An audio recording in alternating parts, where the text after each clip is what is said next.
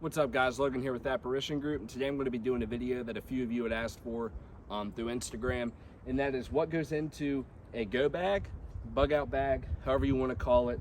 But basically to me, a bug out bag is a 24-hour bag that'll get you through 24 hours if there's a natural disaster, you have to get up and go, etc. Any of those scenarios. But what I'm going to do is get this laid out for you guys and then show you guys everything that I put in mine.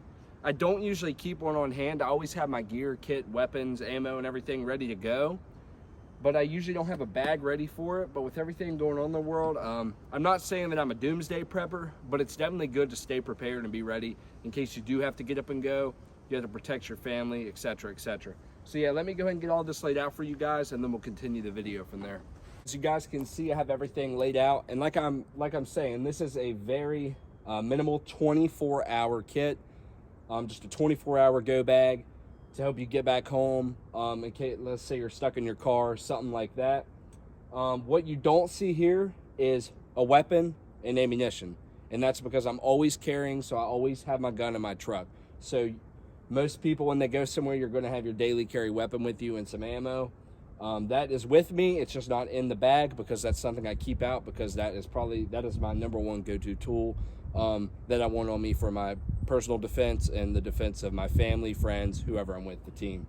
We'll start here on the left. On the far left, we have a Baofeng radio, very inexpensive, works very well for what it is. This is a bigger antenna than you would really need. This is just the one I have on the radio. They're smaller antennas, but they do work well, and they do reach out, and they're not expensive.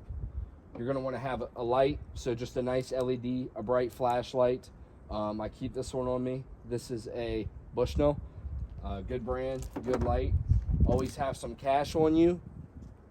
It doesn't have to be a ton, just you never know. I keep my passport, and then a lot of people say that they want to keep like copies of documents on them. Obviously your driver's license. I have my passport. You could have a copy of your social security card, birth certificate, things like that, documents you may need. Depending on the situation, what's going on, why are you bugging out, why are you on the go.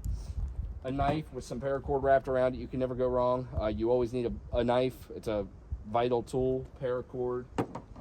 Also have a magnesium bar with striker. You can also use a knife, fire starter. Probably actually in the top 3 most important, I carry an IFAK with me. This is an RTS Tactical IFAK, cat tourniquet on the side, trauma shears. Inside you'll have chest seals, Israeli bandages, quick clot, things of that nature. This is a full military grade IFAK. Deodorant so you don't stink, some chapstick in case your lips get busted up, lotion for your hands so your hands don't start splitting, a lighter just in case you cannot utilize your fire starting tools. And then we're going to get into always bring a trash bag, what you pack in, pack out, pick up after yourselves. Peanut butter. I love peanut butter, and peanut butter is great. It's high calorie. It has a lot of the vitamins and nutrients you need. It's protein, and it's high in good fat, so it's going to keep you going. It's going to keep you feeling good. Then we have these Mountain House Adventure Meals, MREs. I'm burnt out on military MREs, so I would rather have these. This is a chicken teriyaki. Have 2 of those. 12-hour MREs. 2 servings in each bag. You could eat 1 every 12 hours. Some gummies for good energy.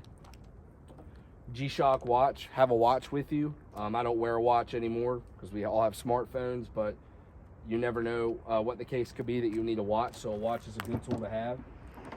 As well as some gloves and a carabiner. These are 5-tac-11 gloves. Electrical tape, an emergency poncho in case you get stuck outside, and some road flares so you can be seen if you need to. If you need a signal, let's say you're lost, these would be amazing. These are, they say, 5 times brighter than any electronic systems. So just keep some flares on you. It's good to have in the truck anyway. A tactical belt, obviously the pack itself, and then I have a couple pairs of extra pants, shirts, some nice warm socks, some underwear, and a toboggan. Now what you're going to have to remember is that you need to keep your bag packed for the weather, the season that you're currently in.